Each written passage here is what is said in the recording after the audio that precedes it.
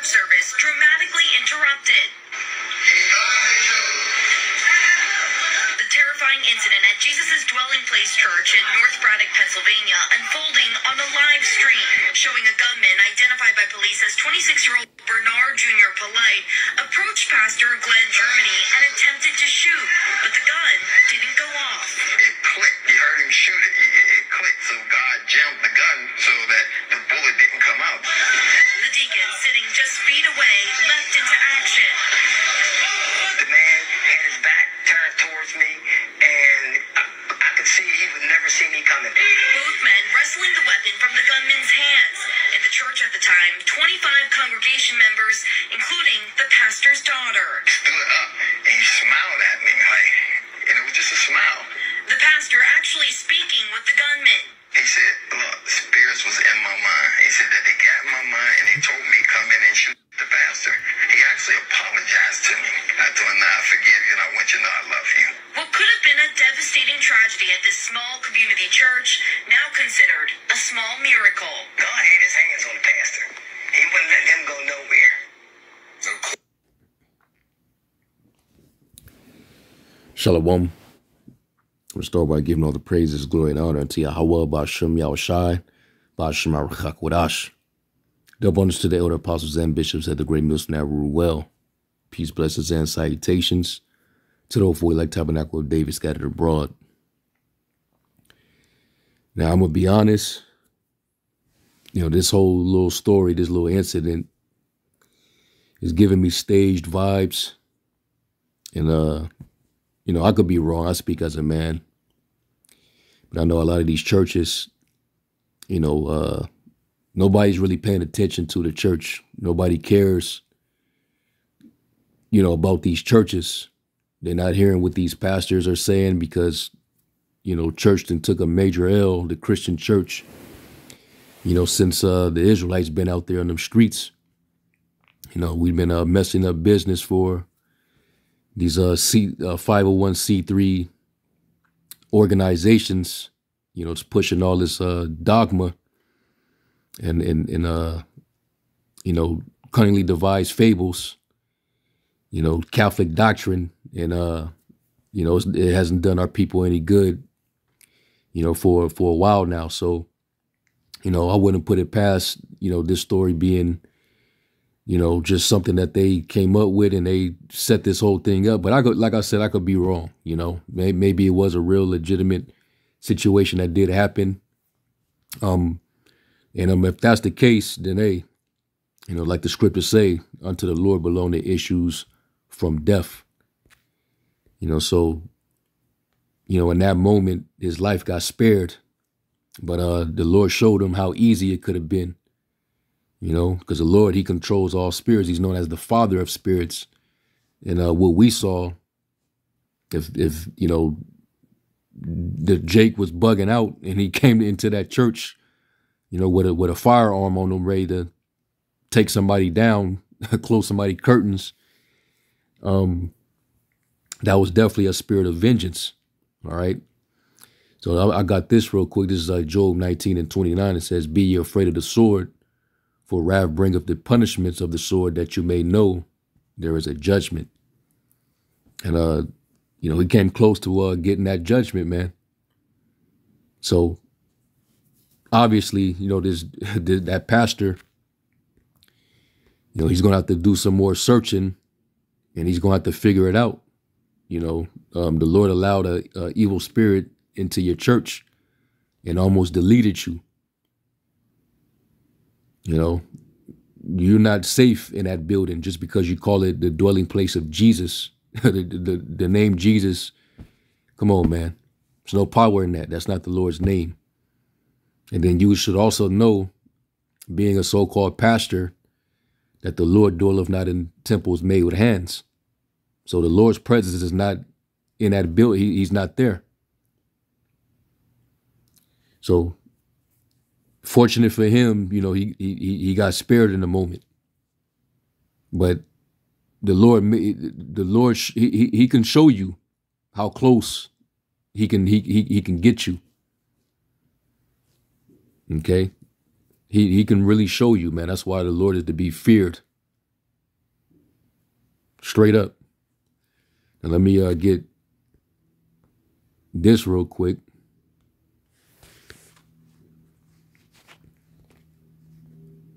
Psalm 68 and 20. It says, he is the God. It's like he that is our God is the God of salvation. And then to the Most High, the Lord, belong the issues from death. You know, so pretty much the Lord, you know, delivered him in that moment. All right. He escaped death because it wasn't his time. And that's what makes it fearful, because you never know. Sometimes the Lord can put you in a situation where death is very close, and then he can deliver you from that in that very same instance. But also the Lord, you know, because you don't know your time. It can happen at any moment on a sudden. It's Ecclesiastes 9 and 12. And matter of fact, when we go to the AMP, the Amplified Bible, Ecclesiastes 9 and 12, it says, for man also does not know his time of death, like fish caught in a treacherous net and birds caught in a snare. So the sons of men are ensnared in an evil time when a dark cloud suddenly falls upon him. And you know what's interesting about this verse? Before a fish gets caught in a net or a bird caught in a trap, what is that species likely doing before they get caught? They're more than likely eating or you know, chasing their next meal. So it's no different than people on earth. You out there trying to, you know, chase the bag, or you in the midst of fulfilling whatever pleasure that you're into, and that day of vengeance can just creep up suddenly. That's why it says in Sirach, the 5th chapter, the 7th verse, they're putting out off day unto day from the Lord. Let me get that real quick.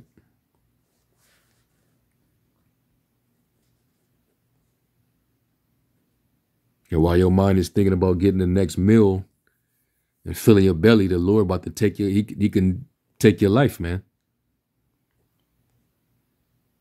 Sirach 5 and 7, it says, make no tarrying to turn to the Lord, and put not off from day to day. For suddenly shall the wrath of the Lord come forth, and in thy security. And hey, these church buildings, a lot of these pastors be thinking that they're secure, because they, you know, they got their little ushers. They got, you know, well, now in these days, because shit is dangerous, they got a little security now. So they feel secured.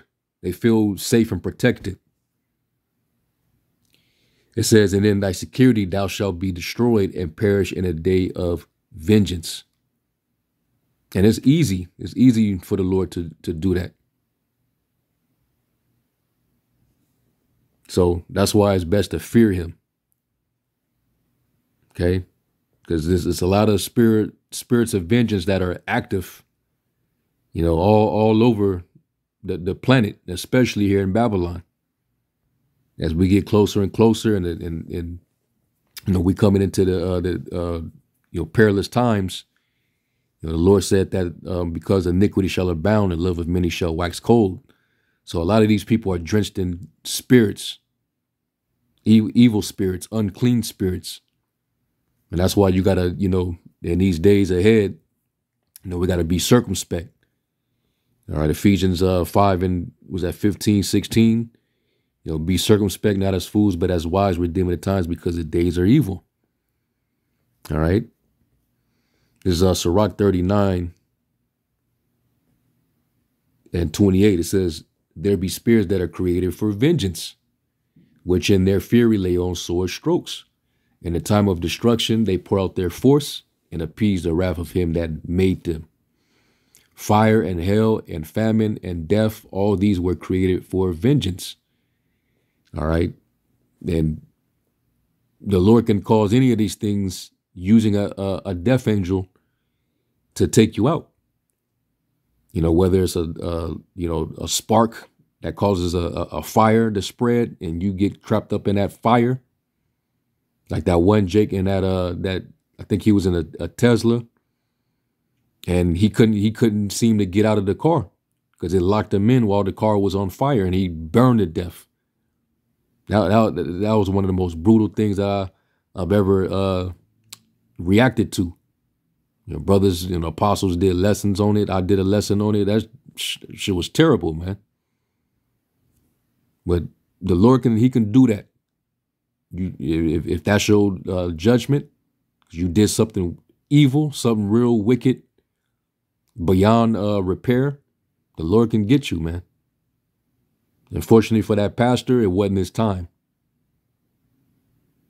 So you better figure it out, man. Come see the Israelites. Time for you to learn the truth, because the Lord ain't gonna suffer you too long to keep teaching these lies, man.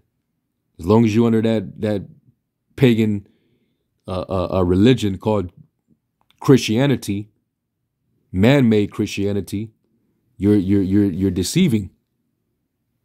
The Lord said, "Woe unto you pastors that scattered the flock of my pasture." The Lord's gonna visit you, and He almost visited that guy. All right, at that Pennsylvania church, this dude. All right, with that damn tie hanging off his neck. Don't even know what that go back to. No facial hair on his face. The Lord could have made it easy, man. That would have been a bloody mess right there on that pulpit. All right. It's like the Lord is sending signals to you false prophets and pastors out there. All right. It's not a game.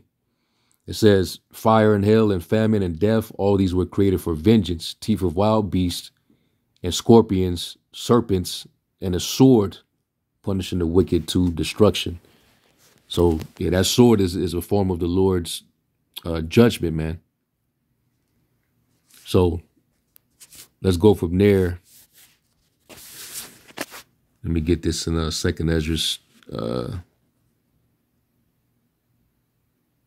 believe was it 16? No, 15.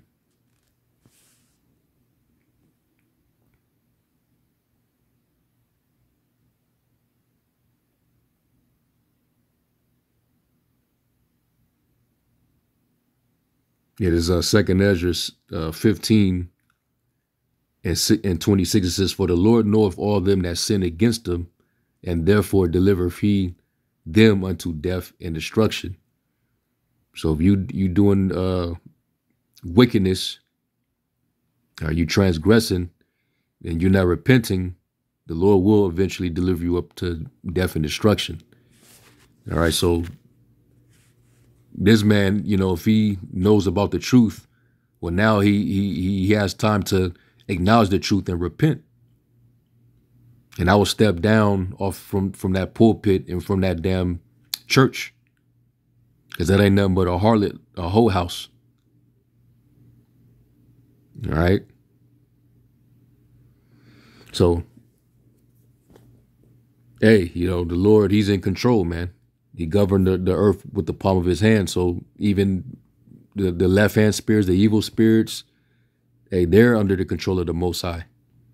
He could send a lying spirit to deceive false prophets. You even had incidents where men who thought they was doing the work in the name of the Lord, you had those you had the vagabond Jews. They thought they was doing the work, and that man with that unclean spirit, well, he had spirits on him. And even the spirits recognized who Paul was, who Barnabas was, who the Lord, of course, the Lord. But they asked, but who the hell are y'all? Let me see if I can find that account. And it almost seemed like this situation with this pastor is similar, even though he didn't get pounced on. You know, instead, he had a gun drawn and almost got his noodles spilled.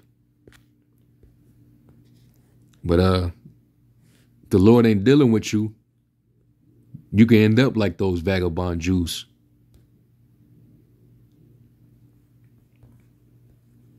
It is Acts 19 and 13. It says, then certain of the vagabond Jews, exorcists, took upon them to call over them which had evil spirits in the name of the Lord Yahushua, saying, we adjure you by Yahushua, whom Paul preacheth. And there were 7 sons of one Sceva, a Jew, and chief of the priests, which did so. And the evil spirit answered and said, Yahushua I know, and Paul I know, but who are you?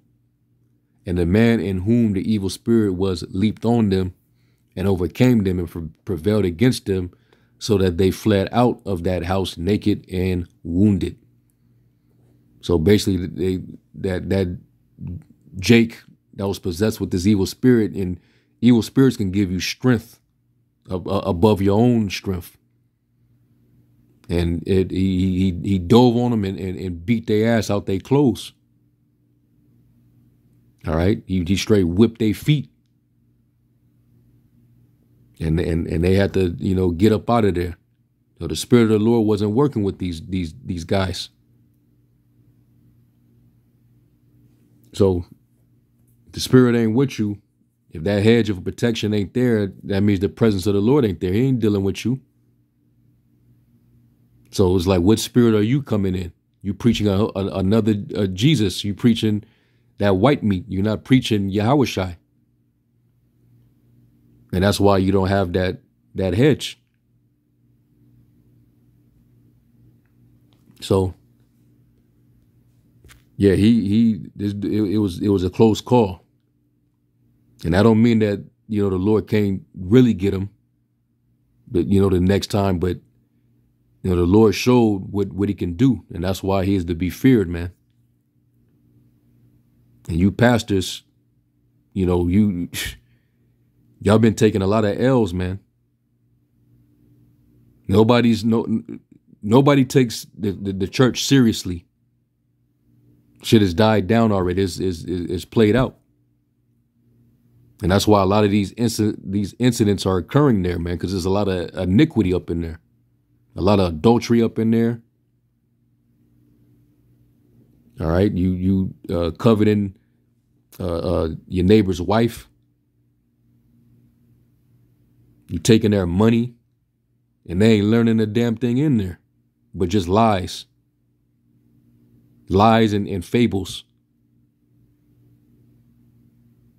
So that's pretty much all I had to say on that, you know, and that's if this thing is even, you know, real. All right. So with that, I'm going to give all praise to Yahweh Shem Yahushua. Shalom.